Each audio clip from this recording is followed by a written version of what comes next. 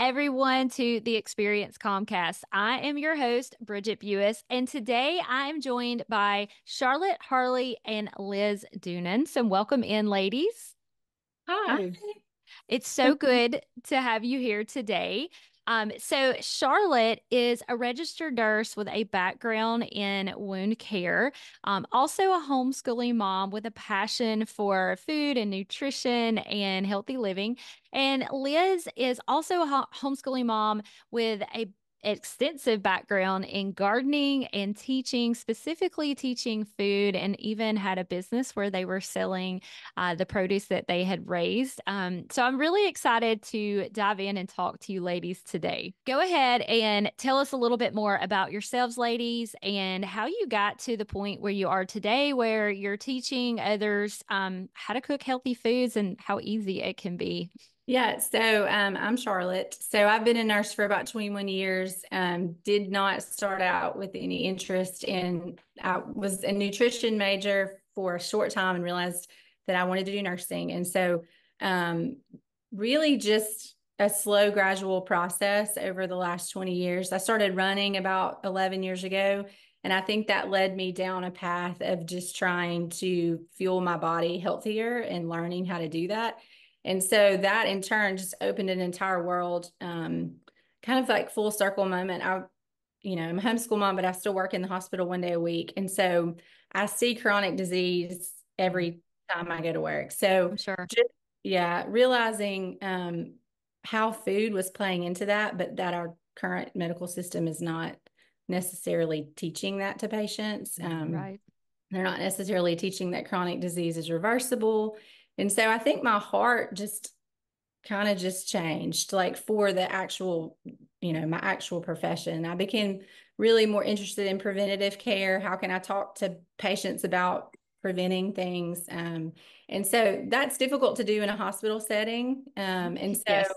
Yeah, very. So I started really just reaching out. Liz and I became good friends. We had this wild idea that we would just, get some people together at our local YMCA. We had done a whole 30 together and had seen Okay. really amazing results. And so we got a group of ladies together that were like-minded, and we did a very fly by the seat of our pants class at the YMCA and talked about whole foods and cooked live. And we just loved it. Like, it was a lot of fun. And so that has kind of turned into now what we're doing now. And we both have very different backgrounds. But I think we both come at it from just whole heart views. Like, it's just really, we honestly believe food is medicine. And so I see the results of not eating well, and she grows it. So it's just like a good combination.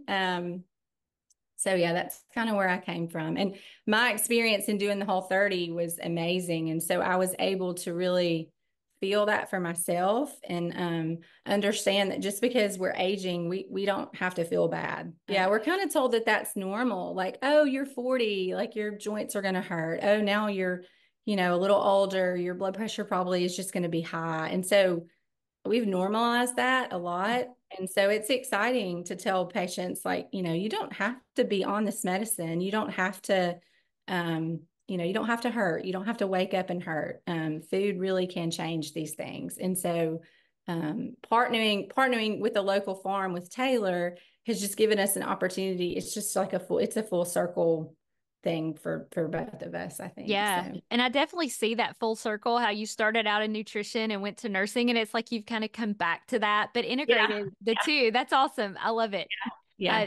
So Liz, tell us a little bit more about your perspective of coming in and getting to this point, because you are the one who's been growing and teaching about this for a long time now.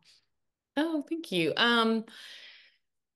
I guess I would have to go way back to the 90s when I grew up having food allergies and asthma and just on antibiotics so frequently, my sister and I both, and my parents were so good about giving us real food and cooking, but I don't know what happened. It was the 90s, and that's what you did, that's how you treated health. And so um I just made a connection with how I felt in relation to how I ate. My uncle Richard was a gardener and taught me a little bit about that, and just started realizing more and more how much of a difference eating real food made. And my parents had a CSA when I was growing up, which I guess was a little more rare back then, but we had purple potatoes come in the CSA. And that was Oh, my wow.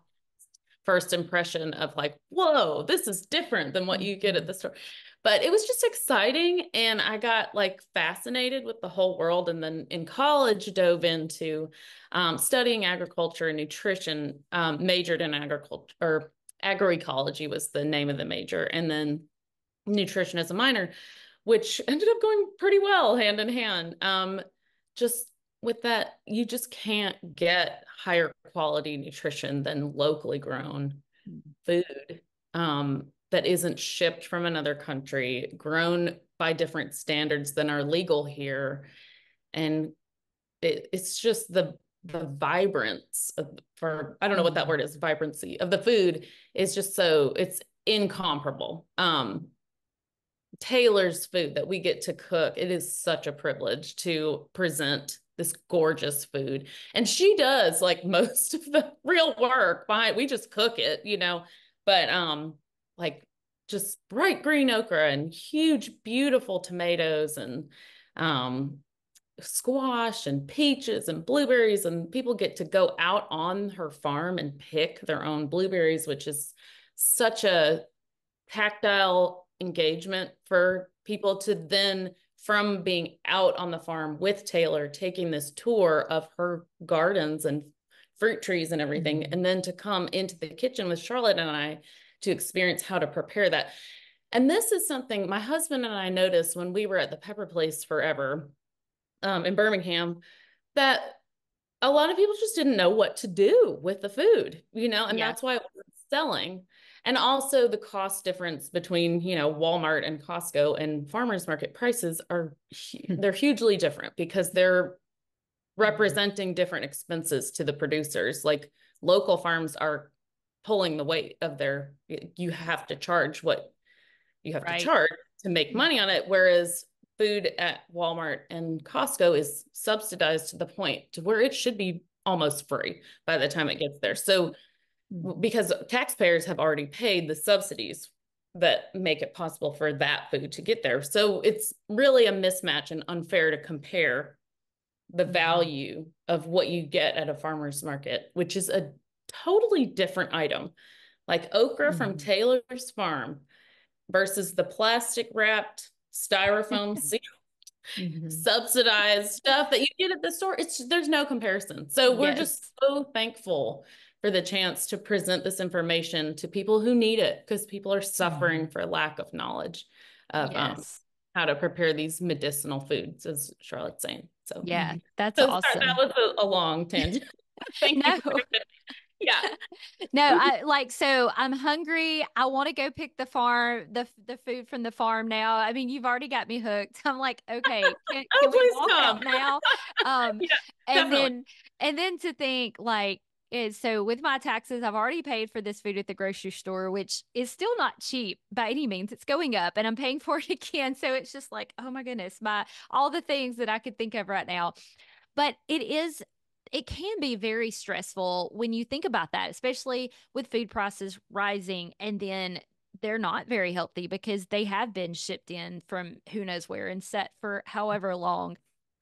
In people's minds, I think is the real blockage. They think it's so unapproachable. They think it is so insurmountable to buy at the cost that you have to pay and then do the work of cooking. But you were about to say something, Charlotte. Go ahead. Oh, well, I mean, we're just living in a society of go, go, go. Like we don't slow down. And so I feel like cooking, and it's almost like writing letters. Like, do people still, you know, it's like we're so busy, we don't stop and slow down to really connect ourselves with our food again. And so I think just that slowing down and realizing the importance of a simple family meal together, and like realizing the importance of just, you know, like making yourself knowledgeable on these things, like understanding where your food comes from and bridging that gap that we have, like, and understanding that how important it is to support local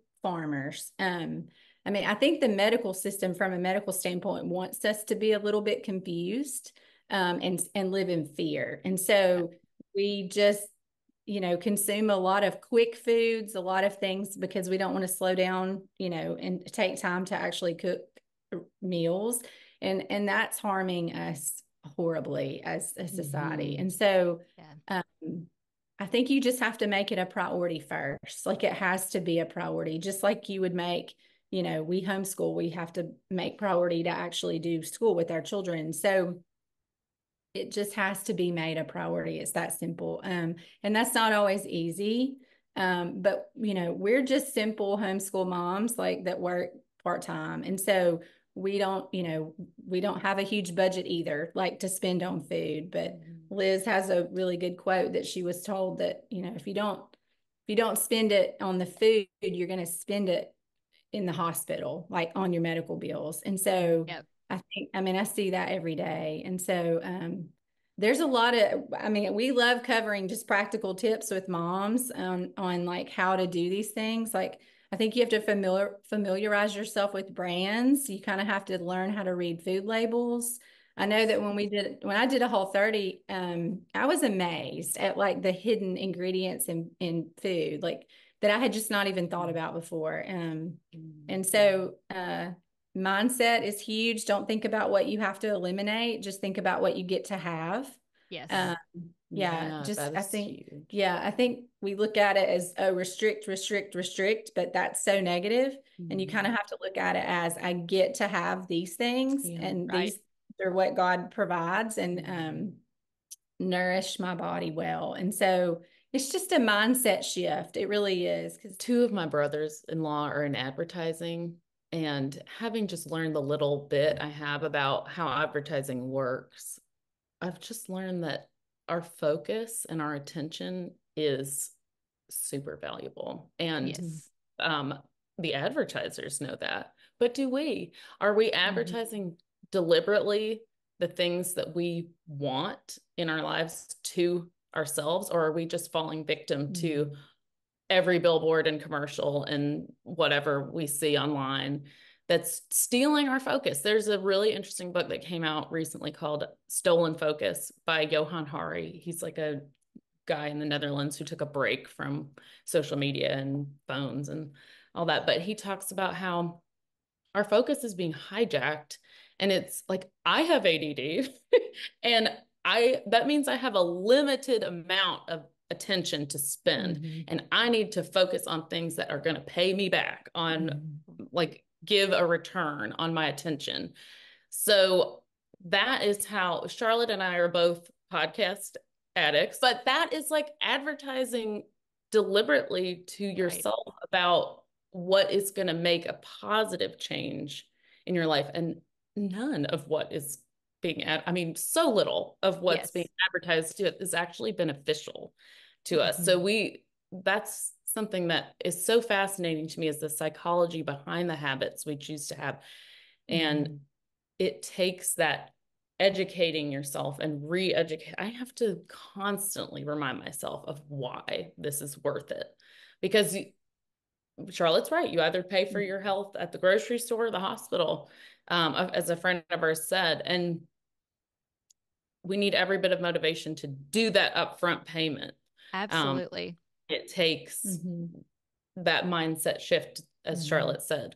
So, yeah, that is so key. I think that mindset and really being intentional about that, because you're right. I mean, there was so much truth in all of that, of just marketing. They know what we want to see. And, when they market all of this junk food, and it never looks and tastes as good as it markets, right? But we know that even beyond that, it is not going to pay me back in the long run. And I love how you said that, of just, what am I advertising to myself? What am I letting in? Because it really is an investment in my health, of what am I going to choose? What am I going to see? What am I going to invest in? And I don't know. I think most of us would say our health is an investment, but when we actually live that out, sometimes, we're like, oh, I'm actually not really investing in my health because I'm choosing all these other things. But it really is worth that investment because you're right. I heard that same saying, it was like pay the farmer now or pay the pharmacist later. It's kind of like, Oh, that's got to it's ring. like one way or another, you're going to be paying. And I love just that focus of doing it now. And I even remember what you said, Charlotte, about cooking. When I was in health coaching school, um, they talked about just the art of cooking. And I remember our instructor would call it vitamin love, vitamin L for vitamin love, because there is when you cook that meal for those people, and it's not like anything magical happens, but you are, in a sense, loving them through that meal. And loving yourself, and it really does make that meal even healthier. But you're naturally going to choose usually healthier options and things like that when you cook. And so, yeah, in our fast-paced world, it's not something that we typically do these days, but it really is such a valuable skill. Agreed. Yeah. Yeah. Yeah. So one of the things that I know a lot of people say, and you kind of started out with this of just like, how do I find healthy foods and farms? And you mentioned a CSA. So tell us like what that is and how to find and source some local farms. Well, there's a really good resource called localharvest.org. You can go to that website and it will tell you any local farms that are in the area. I was going to mention Boozer Farms, where we're teaching, is on that. Yes. If you want to use that site to find them. Yes. Yeah. We're currently teaching at boozerfarms.com in Thorsby. But there are a multitude. If you look on that website, it'll pull all of them up, which that's really valuable. And for those people that don't know, CSA stands for Community Supported Agriculture.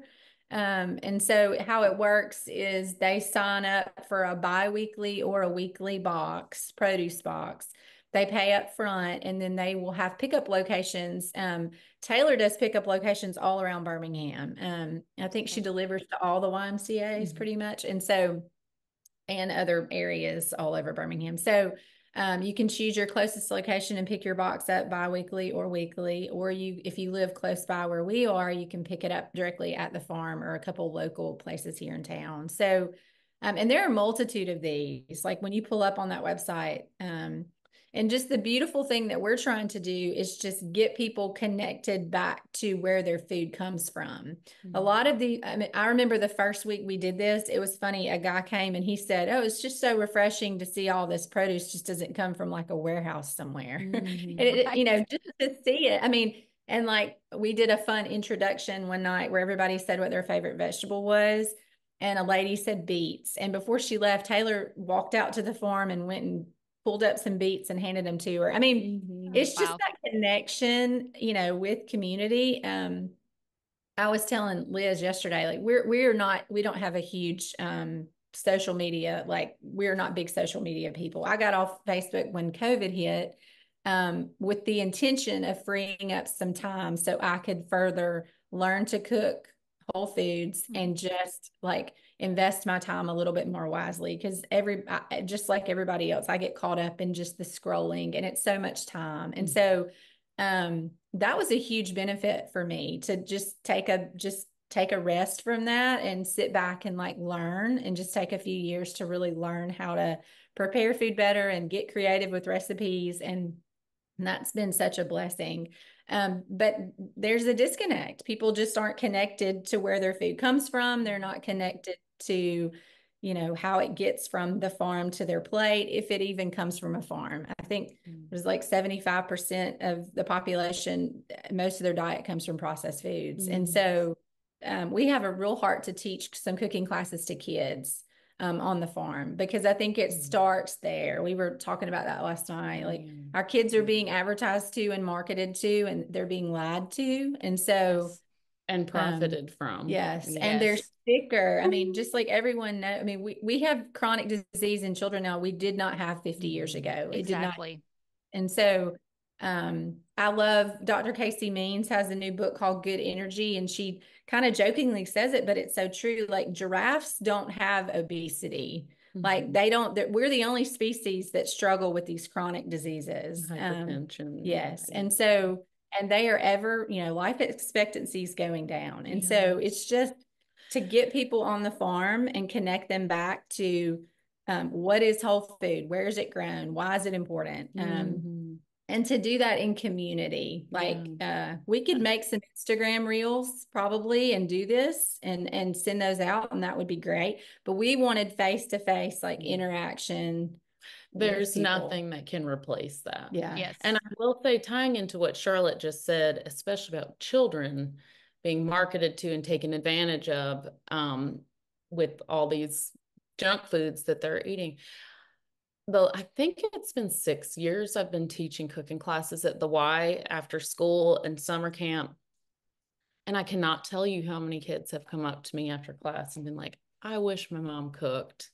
Like, can you teach my mom how to cook? And my heart just like dies inside me hearing that. Like, what a simple need that these kids have that is not being met because we're all too busy. We can't afford to eat whatever. And this is, I'm not making like hard stuff to make. We're making like vegetable quesadillas or like nothing. It's like not complicated. Right. And yet it doesn't happen. So, I mean, it starts to, and the kids get interested and they'll come back and be like, I made my mom go to the store and get me this stuff and make this recipe. And I'm like, yes. But, well, it's slow. It's really slow. And that discourages me sometimes, but anything is a gift to like make progress. So, I mean, even my own kids, I really struggle to like tell them, my own children that I homeschool, whenever they go out, it's like, whoa, what can I stuff in my face without mom looking, But it's worth fighting. It is. For them. And for myself, my own ability to function is so much higher when I am taking care of these basic things. And I will say, above all these physical things that we focus on, our food and our sleep and our cleanness of our house and all the things that are supposed to de-stress, it's the relationships that feed into that. And that is like, that's the umbrella over all of it. And our church community and just the community that's now developing around Taylor's farm that we're just planted in now, that's the motivation to do all the other details. It's like these relationships that propel us towards mimicking each other in these good habits, which we just don't do by ourselves. Like I blew up during COVID and Charlotte was like, let's do the whole 30. Like, yeah, I tried that by myself. It did nothing. And then we did it together and we both found this miraculous power to heal together, So, I mean, that needs to be addressed, that like isolation is inflammation, that like, which is stress. And our stress hormones are increased when we're alone. So, I mean, this is such an amazing knock-on benefit to doing these classes is that I didn't even see coming, is the face-to-face relationships that we get, not only us and Taylor, but these students that come and they have reasons for making a long drive and making the effort to get to the farm and paying for the ticket. And they know the worth of what they're pursuing. And that is such a gift to connect with them face to face and not just, on some Instagram reel, like Charlotte was saying, but it's such a gift. That's awesome. Food, of all the things and stressors and things that affect our health, food is one of those things that we really can control a lot of. It's not an easy change and thing, but it is something that we can control. And adding that healthy food in, especially in that community, you're right, it is so impactful because we were created for community. And interestingly enough, that you brought that out of how much that has benefited you. But when you do the research of the blue zones, which you may know what that is, but the blue zones are areas of people groups that live well over 100 And they are still thriving at 100. It's like that's my goal, to be one of those people, and every single one of them, and these are located throughout the world, so they have different cultures. They eat different foods.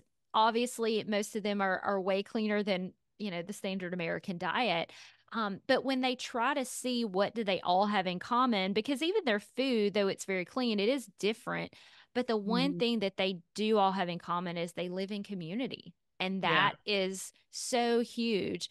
And that Yeah. community does involve food often, because food brings us together. It has that power. And so, I think that combination of that food and that community and that fellowship, I think we really don't see the impact that it can really have.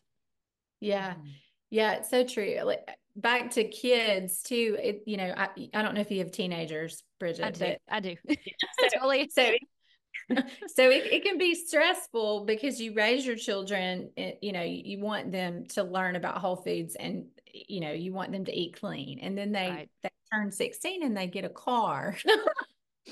And Out the so, window. yeah, and so Yeah. you're like, you're going where to eat? Like, you're going to do what now? And so it's just, it can be, for me, it was extremely stressful in the beginning, but I had to just take a step back and remember, like, that foundation has been laid. And Yes. so, I remember being super stressed because my youngest wouldn't eat salmon. And so I remember reading that if you just keep introducing these foods to your children, eventually they will eat them. And that proved to be very true. I just kept making the same things. And she now eats almost everything, like, especially meat wise, that I fix. And so it's a blessing to see that. And so even when they turn 16 and they leave your home and they're driving, they're going to make their own decisions and they're going to make mistakes, and that's okay. But you hope that in the end, they will return back to that foundation of what you told them. Yes. That I don't like, and I have girls and Liz has girls. So it can be so touchy, because with girls, you don't want it to be about weight. You don't want it to be about, oh, you need to eat these foods so you'll be skinny. It's like, we never want to use that language. So I just try to say, we want to eat these foods because God provided them for us to eat, and that they nourish us. They nourish us, nourish our bodies, our minds, our spirits. And so we've had our kids at the farm there while we're doing all of this in community, because we want them to see this too. Like, we welcome kids, bring your kids. Because, we really do want them, because they are a victim to so much marketing lies today. So, and that is awesome. Like, my oldest is 19 now, and so I saw that when they turned 16, and it was even worse when my 19-year-old moved out of the house and wasn't here at all.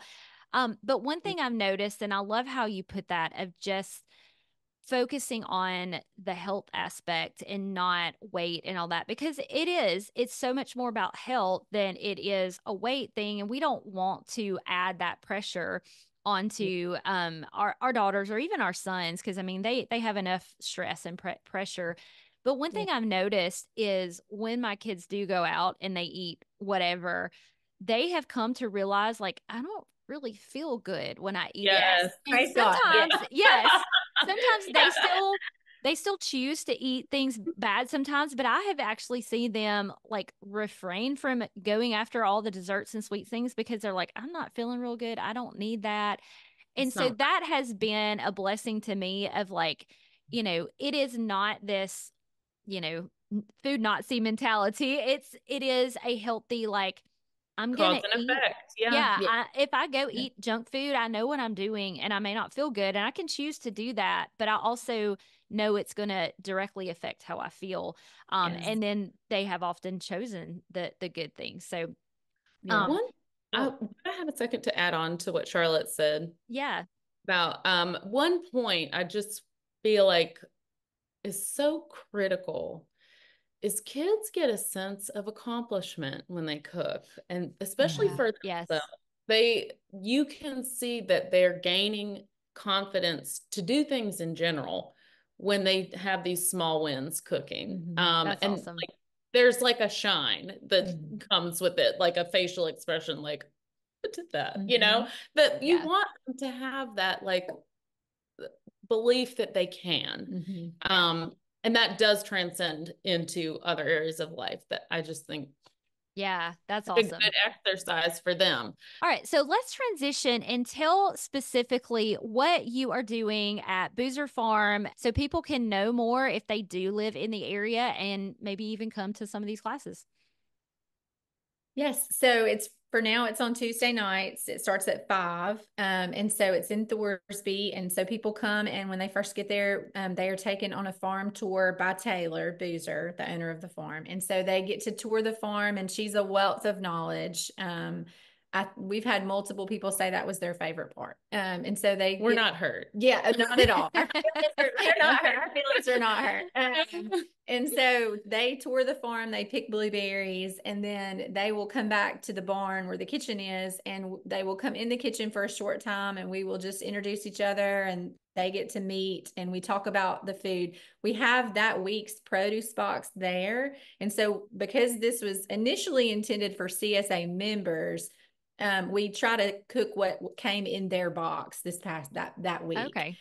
Now we opened it up to whoever, so you do not have to be a CSA member to come. Okay. And so we basically just talk about the recipes that we've made. We like one example, we had corn last week, and so we used the corn to make a sweet corn basil salad dressing. And so that was fun because people wouldn't sounds think good. Yeah, it was. And so people wouldn't think about putting corn in a Vitamix and, with some other things. And it turned out great. And so just to know, literally, like, we had kale that was harvested an hour and a half before that. And so it's just that connection back to locally grown food. And so we talk about the recipes. We just have a blast. We all sit down together right in front of the farm. Like, you have a beautiful view of the farm right in front of you while we eat. And we just continue conversation on, lots of reasons why you should eat whole foods. Yeah. And I've seen some of these pictures and of, sitting there eating at the farm, and it's gorgeous. But that's awesome because I think some people too have that mentality of, I don't know what to do with this, or how do I cook this? So you are taking these foods and cooking things and making these recipes really easy without a bazillion ingredients, and showing them how easy it can be. That's a huge part of our motivation to do this, is to make it approachable. And one thing about the CSA and how it functions is you don't know what you're getting week to week until you get your box. So you have to learn how to be dynamic with the ingredients and kind of be Johnny on the spot with figuring out what to meal plan with things on the fly like that. So just giving people the practice, especially hands-on, to use these things. And like, we had so much fun figuring out what to this week with the Crowder peas. I can never say pink eye purple whole peas. It was like a mouthful for me. Wow. But we did hummus with those, which I didn't even think was possible, but we did it, and it was so good. And we just chopped Charlotte had the idea to dip radishes and bell peppers and what else was it? Cucumbers in the hummus, like, a dip dish. Wow. And it was like, it had been 102 degrees that afternoon. So it was just like too hot for all hot food. So we were so thankful to have that option. It's just fun to have these surprises and be able to work with them rather than be surprised and not know what to do. Yes. So that's our goal. And we tell them, we prepare all the recipes without any refined sugar, without any processed vegetable or seed oils, and then very few, really no processed grains either. And so, we try to remind them that you don't have to add a lot to these things to make them delicious. And you actually get way more creative. I think people would surprise themselves at how creative they can get if they take out especially those 3 things that are harmful for health. Yes, absolutely. And adding some variety to your food too. So, I mean, sometimes that's, that's big. That's awesome. Well, ladies, I love what you are doing. I love the resources that you gave. So even if you don't live local, being able to look up and find a farm that is close. I love all the things of Boozer Farms and what they are doing here locally. So tell us how to find out a little bit more about your classes or anything else that you have coming up as we close this out here today, ladies. Yes, so we advertise mostly on Facebook. You can go to boozerfarms.com and click on shop. And so that will tell you the remaining classes. We actually only have one class next week, next Tuesday night at 5. But our goal is to add additional classes into the fall as the produce changes. It just won't be weekly like it's been this summer. Awesome. But yeah, so you can just go to their website, click on shop, scroll down, and watch for those classes. And we will post on Facebook too on their website. Awesome. So, yep, check them out if you have not signed up. One last class if you are listening to this podcast as it releases. And so, one last chance to get in on their cooking classes this summer, and then be looking forward to all of the fall produce and classes coming up. Well, Charlotte and Liz, thank you for coming on to the show. This was truly amazing. It was so informational and yet encouraging to help us know that, food does not have to be stressful. It can be easy and healthy. Thank you again for being here, ladies. And thank you all for listening. And we will see you again next time on the Experience Comcast. As always, make sure you subscribe so you get notified of all the new episodes, and give us a like and a share. We appreciate your support. If you like what you've heard and you want more, make sure that you check out Experience Calm Coaching for more ways to experience a calm body, mind, and spirit. You can also schedule a free consult to see how coaching could support you. Just go to www.experiencecalmcoaching.com.